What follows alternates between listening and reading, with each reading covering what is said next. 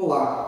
Para aqueles que não me conhecem, primeiramente eu queria me apresentar. Eu me chamo Fernando, sou médico, sou pós-graduado em dermatologia e em medicina estética, mas eu gosto de pensar que a minha principal missão ou a minha profissão primária é cuidar daquilo que Deus me abençoou para ter, que são as minhas duas filhas, o meu filho que vai nascer em breve e a minha esposa. E para aqueles que me conhecem, já sabem que eu sou muito falador, muito tagarela, que as minhas consultas acabam sendo bastante dinâmicas e até engraçadas por vezes. Eu quero revelar para vocês que eu tenho uma certa dificuldade de falar frente às câmeras, frente ao público. Então peço que tanto vocês que ainda não me conheciam, então me conhecendo, como vocês que já me conhecem, que já me acompanham, me perdoem se eventualmente tiver alguma coisa aqui que ainda não seja muito clara, muito nítida, ou que eu transpareça um certo nervosismo na hora de falar, tá? Porque para mim é uma coisa bastante nova ainda, mas mesmo assim eu optei por começar esse canal do YouTube para mim poder trazer para todos, aqueles que buscam, aqueles que querem, e para todos que me conhecem e já seguem inclusive, tá? Alguns assuntos que eu vejo como sendo bem interessantes do ponto de vista profissional, médico, tanto quanto alguns assuntos de repente que vão trazer situações acerca da nossa vida cotidiana, da minha vida cotidiana também, tá? Das minhas crenças e dos meus valores, tá? Mas que eu penso que possa acrescentar a vida de todos de alguma maneira. E eu tenho aprendido que uma das melhores formas que a gente tem de crescer é multiplicar e exponenciar aquilo que Deus nos dá como dom. Então, eu resolvi fazer isso e quebrar um pouquinho desses meus paradigmas, essas minhas limitações, né? Esses meus bloqueios, para que eu possa entregar para vocês um conteúdo que seja, como eu digo, leigamente entendível, de uma forma didática e dinâmica. Dito isso, espero de coração que vocês gostem do canal, que eu possa contribuir com vocês de alguma maneira para o crescimento de todos. E se vocês se sentirem tocados e acharem que devem, por favor, curtam, compartilhem, se inscrevam no canal, para que a gente possa entregar esse tipo de conteúdo a mais e mais pessoas de forma a acrescentar na vida de todos. Então, pessoal, para começar esse canal, o tema que eu escolhi foi microbioma e microbiota cutâneo.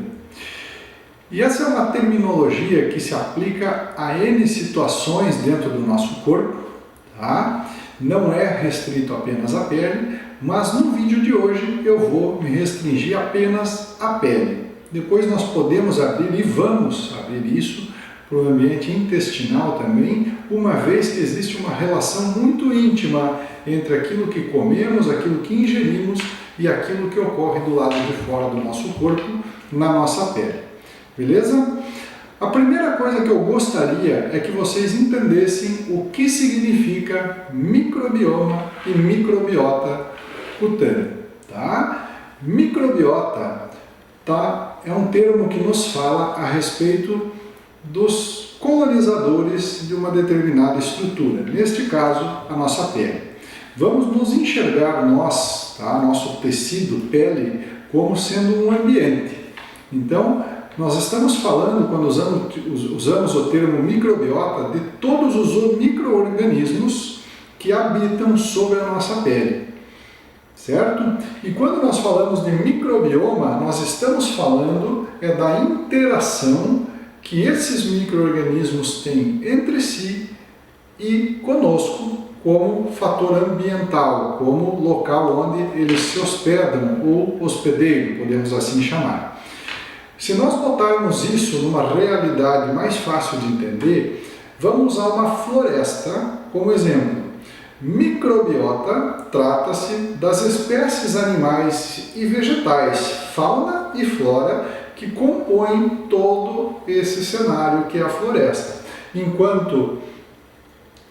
da floresta propriamente dita, que é o ambiente. Enquanto microbioma é o termo que a gente utiliza para falar e abordar acerca do ecossistema, que é a interação entre fauna, flora e o ambiente, a floresta, né, onde isso tudo está acontecendo. E para vocês terem uma noção da importância desse tipo de assunto, tá? Hoje sabe-se que a microbiota cutânea, tá? Ela tem uma interação tão grande com a nossa fisiologia, que há quem diga que 99% dos nossos genes, na verdade, não são nossos, como se tivessem nascido conosco.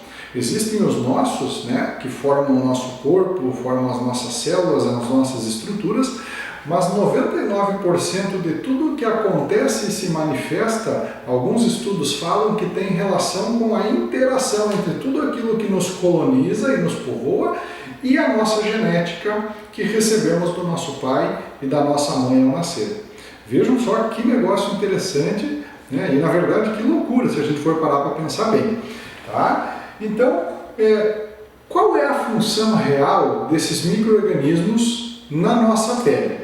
Né? Uma vez que entendemos a presença deles e que eles interagem conosco, qual é a função deles? O que eles fazem especificamente de tão bom ao estarem em nós? Né? Porque se observarmos, a grande maioria deles e na grande maioria do tempo nós não temos doenças associadas a isso, certo? Entendo, muitas vezes nós temos doenças associadas à ausência desses micro-organismos, que é o que eu vou falar daqui um pouquinho. Então, veja bem, uma das coisas que eles nos trazem de positivo, eles previnem ressecamento, hipersensibilidades e alguns tipos, tá, de desenvolvimento de atopias e alergias de pele em função de um mecanismo de barreira que eles formam com o meio externo. Né? Falando de uma forma grosseira, eles formam como se fosse uma membrana no entorno da nossa pele, uma vez que eles estejam todos interagindo de forma saudável, tá? Recobrindo toda a superfície do nosso corpo. Um segundo benefício que nós temos é a preservação do pH da pele. Né? Entendendo que se eu tenho uma membrana que recobre o meu corpo, eu também vou ter uma redução na perda de água para o meio externo, né? Porque eu vou ter isso também como uma membrana reguladora, eu vou ter uma redução, né? Ou uma condição de regulação da perda, do extravasamento de eletrólitos, sais e tudo mais, e isso vai me auxiliar na manutenção do pH fisiológico da minha pele. Eu tenho isso também como uma condição que ajuda a manter a oleosidade, interfere na prevenção de acne, tá? Né? Melhorando aqueles quadros acneicos, tá? De forma positiva, certo? Temos também uma função associada à prevenção e proteção, inclusive contra infecções de pele, seja por questões ativas, né? No sentido de elas inibirem por uma questão de produção de enzimas ou algumas substâncias, a proliferação de outros germes, seja por uma questão de barreira, seja por uma questão ocupacional. Entende? Então, eu tenho vários fatores positivos na preservação dessa microbiologia cutânea, que é extremamente importante para o nosso corpo. Como isso funciona de uma forma geral? Então, vamos entender de que forma que essa interação acontece com nós. Primeira coisa que a gente precisa lembrar, tá, que tem uma lei da física e da química que fala o seguinte, que dois corpos não conseguem ocupar o mesmo lugar no espaço ao mesmo tempo. E por que eu estou trazendo esse conceito? Porque é exatamente isso que acontece. Muitas vezes, se eu tenho a minha pele povoada de forma que eu não tenha espaços livres para que outros organismos externos, agressores e que possam me causar mal, cheguem, se instalem na minha pele e multipliquem-se a ponto de causar dano, tá? Eu acabo tendo, pela presença física e ocupacional desses micro-organismos, um efeito de proteção para o meu microbioma, para a minha fisiologia. Entendido?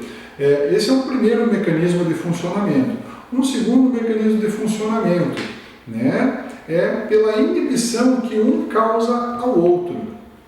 Porque muitas vezes o que acontece? Nós temos fungos, um exemplo, né, que são causadores de problemas de pele, Cândida é um exemplo bem claro, Porém, para que eles causem algum tipo de dano, algum tipo de mal, a gente precisa ter eles com um número de unidades formadoras de colônias. Isso é só uma unidade que a gente utiliza, né, na medicina, para determinar um volume mínimo necessário por milímetro cúbico de pele para que haja então geração de lesão e doença associada àquele micro-organismo.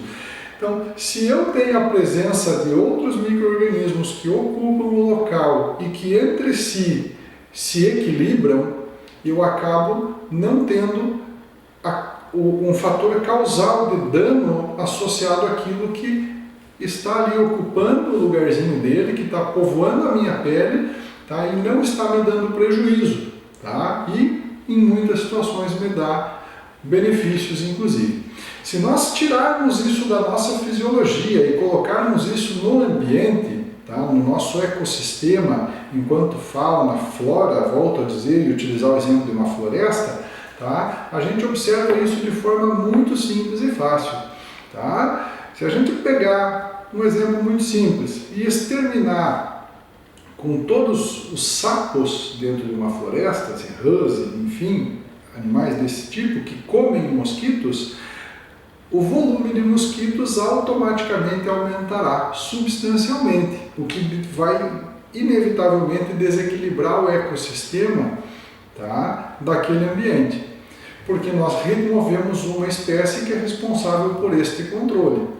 Tá? E assim a gente vai ter, de forma geral, um desequilíbrio em todo o sistema, porque eu tenho alguns tipos de insetos que são comidos pelos sapos, por exemplo, tá? Que se alimentam de plantas. Então, se eu aumento a população de insetos, eu vou ter um consumo maior daquelas plantas, com a manutenção da reposição delas, e isso gera um desequilíbrio em todo um sistema que é muito maior do que só a questão do sapo do mosquito, né? Do sapo do inseto.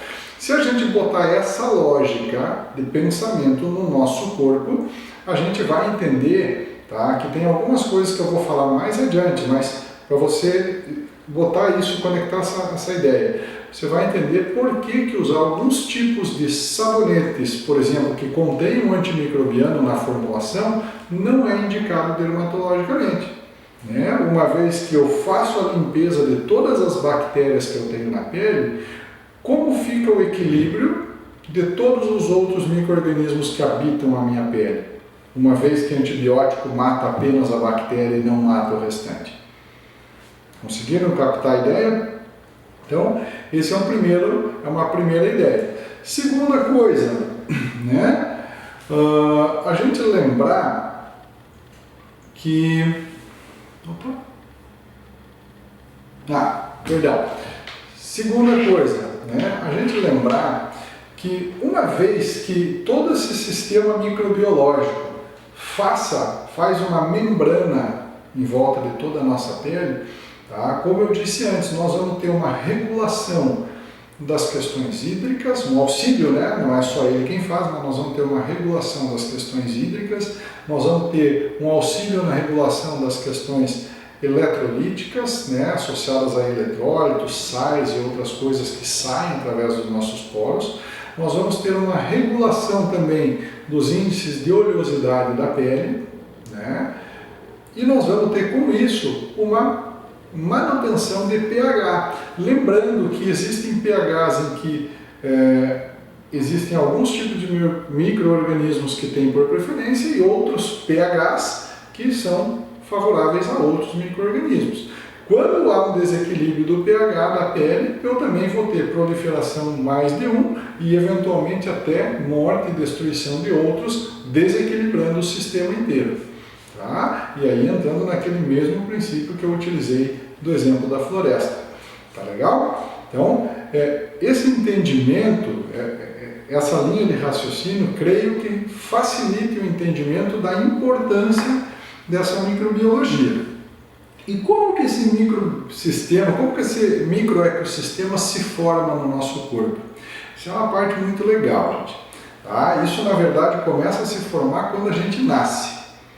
Né? Como eu disse antes, a gente tem que considerar que apesar dos órgãos ocos estarem por dentro do nosso corpo, eles são considerados exteriores, né? O nosso tubo intestinal é a nossa pele, do lado de fora eles são conectados, do lado de fora a pele tem um aspecto, do lado de dentro ela tem outro, que a gente chama de mucosa, mas é tudo uma ligação só, é como se isso revestisse o meio interno e o meio externo, e no meio disso estão o resto dos órgãos que vão se conectar a esse sistema exterior, né, através de vasos sanguíneos e de outros sistemas.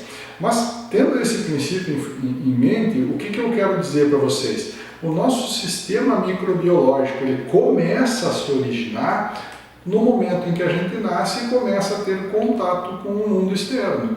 Ou seja, quando a criança começa a ter contato físico com a mãe, com o pai, com os irmãos, com a casa, com o ambiente, né? Ela começa, por contato físico, a desenvolver o sistema imunológico dela, que é feito num primeiro momento apenas através do contato. E a mãe vai colocando, né? Vai entrando através da mãe, através do leite, através do contato da cavidade oral, da boca, com o seio da mãe, que não é estéril, tá? Começa a ter o contato do meio interno também, tá? De forma indireta, fazendo com que nesses dois meios, tanto o intestino quanto a pele, vá se desenvolvendo toda essa microbiologia. E aí ela vai se proliferando, ela vai se equilibrando, até o ponto de que numa determinada idade atinja-se a maturidade desse sistema e a criança então tenha o equilíbrio do sistema imune dela de forma global. Mas de forma genérica, o que eu quero que seja entendido? Que o microbioma, né, composto da microbiota, tá, ela tem uma ligação muito íntima com o nosso sistema de defesa, com o nosso sistema imunológico. Daí vem aquele ditado que fala sobre a criança sujinha estar desenvolvendo anticorpos. Tá? É daí que vem essa ideia, é daí que vem esse pressuposto e que é uma realidade na verdade, tá bom? Como a gente faz então para desenvolver, para manter, né, para equilibrar esse ecossistema que vive em nós?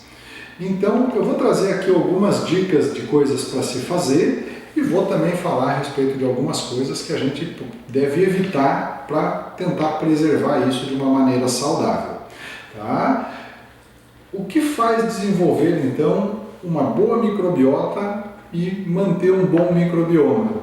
Uma alimentação diversificada, tá? A menos inflamatória possível.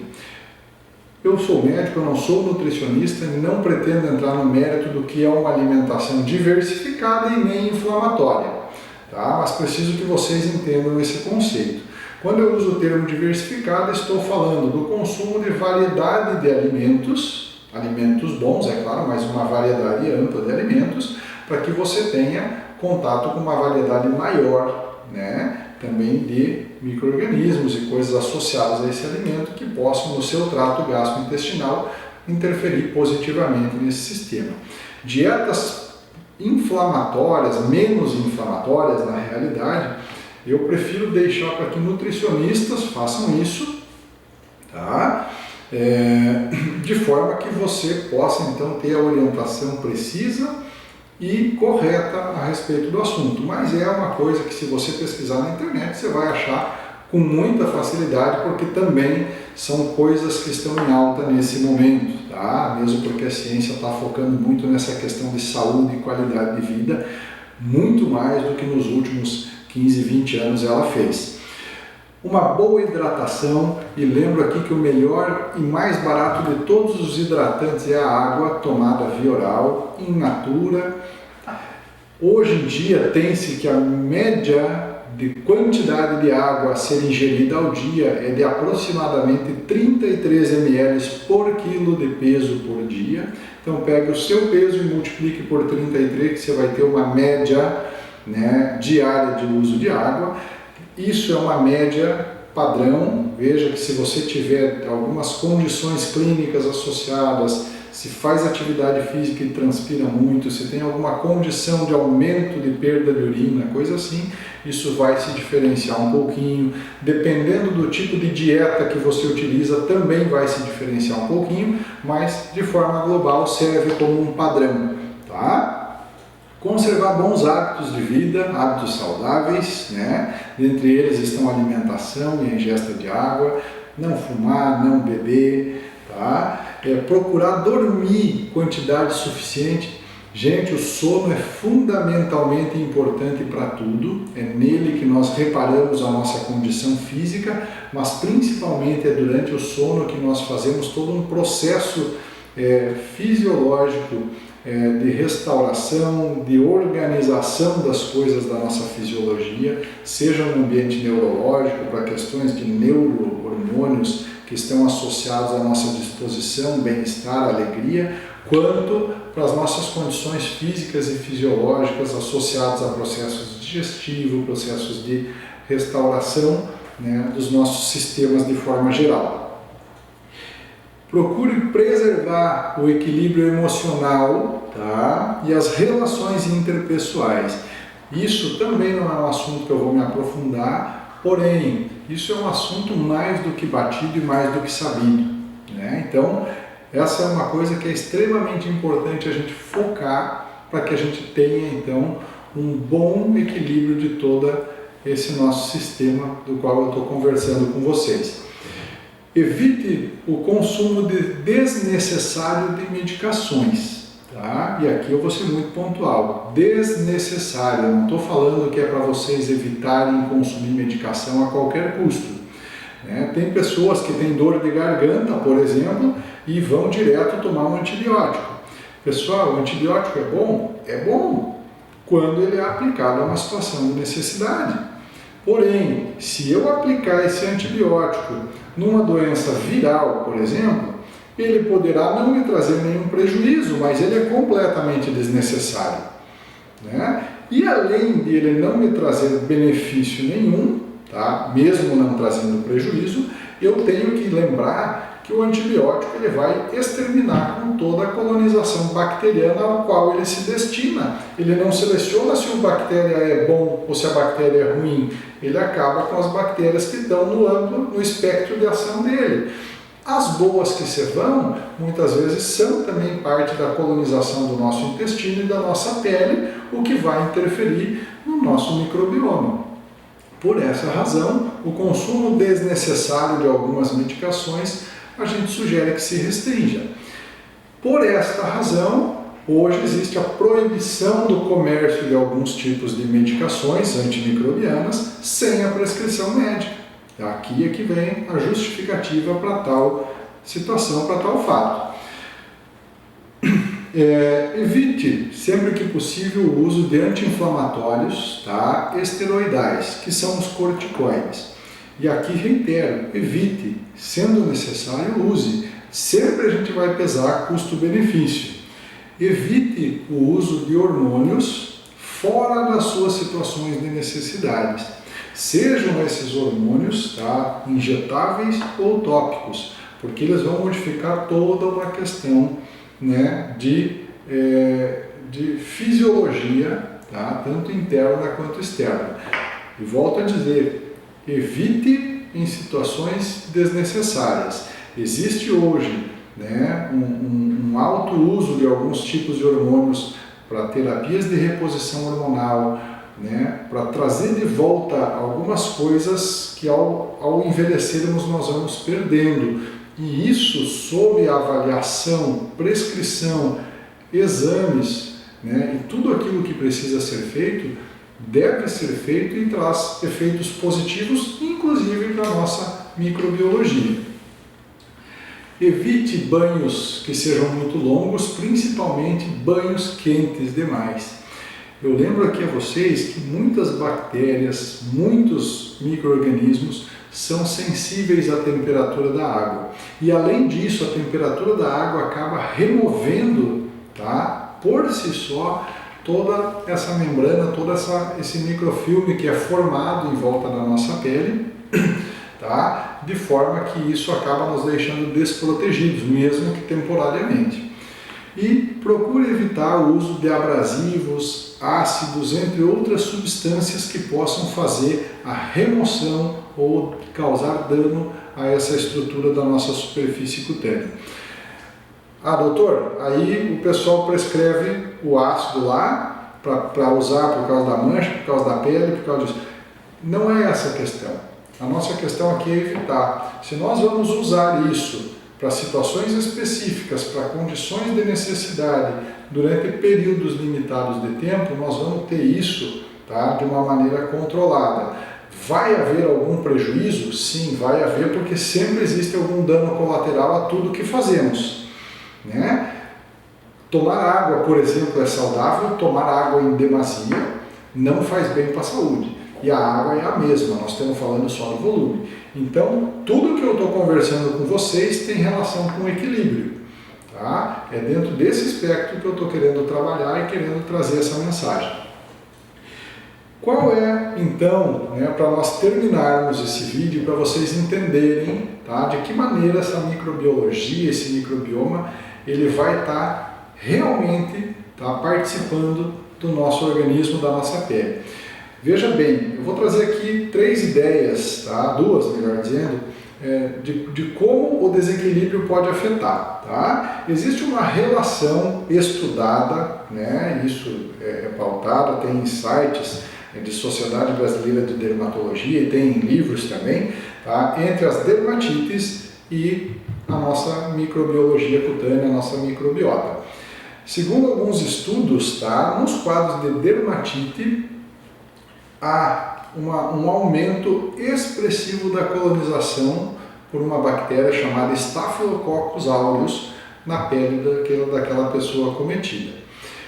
Em média, né, o Staphylococcus aureus ele perfaz 35% da população bacteriana de um determinado espaço de pele. Nos quadros de dermatite, de atopias, aqui incluímos também as dermatites atópicas, chega a 90% o índice de colonização por essa bactéria. E ela é uma bactéria extremamente sensibilizante para a pele, fazendo com que haja alterações, modificações na condição de pH e hidratação do tecido, levando então àquele quadro que muitos já conhecem da dermatite atópica, de algumas dermatites alérgicas, entre outras coisas. Na acne, por exemplo, existem diferenças na acne do corpo e na acne da face, mas na acne, por exemplo, também existe uma modificação bem expressiva, tá, na colonização. Quando é no corpo, a gente vê uma presença absurdamente mais alta de enterococos, né, em relação àquilo que é a normalidade. Quando a gente vê aquela acne, principalmente das costas, está associado a uma modificação de condição de pele relacionada à hidratação, oleosidade e pH local. E na face, o que a gente vê normalmente é uma colonização um pouquinho mais baixa da bactéria habitual da nossa pele, que é uma bactéria da família dos Propionibacteriums, tá? Que faz, né, quando aumenta um pouquinho o número dela, ela até gera um quadro de acne mais leve, mas naqueles quadros de acne inflamatória mais expressiva, a gente vê uma redução bem grande do índice de bactérias dessa família, das Propionibacteriums, e vê um aumento exponencial dos estafilococos, tá? De diversas espécies, incluindo o Staphylococcus aureus, que faz com que a gente tenha aqueles quadros mais graves de acne, né? Então, vejam que existe, volto a dizer, uma relação muito grande entre doenças de pele e essa condição microbiológica que hoje nós temos e que hoje está sendo muito estudada e que, a meu ver, vai ser, né, parte de um futuro breve aí, uma abordagem que vai trazer muita solução dentro daquelas coisas que nós ainda não estamos conseguindo encontrar cura e solução definitiva em determinados quadros clínicos. Bem, pessoal, no mais, o que eu queria trazer de mensagem era isso. Eu espero que vocês gostem, espero que o vídeo tenha ficado legal e do agrado de todos. E peço que qualquer dúvida, qualquer coisa, vocês deixem nos comentários abaixo, que eu vou estar diariamente entrando, avaliando, vendo, visualizando e respondendo tudo aquilo que estiver ao meu alcance e, sempre que possível, pesquisando para responder aquilo que naquele primeiro momento não está no meu alcance.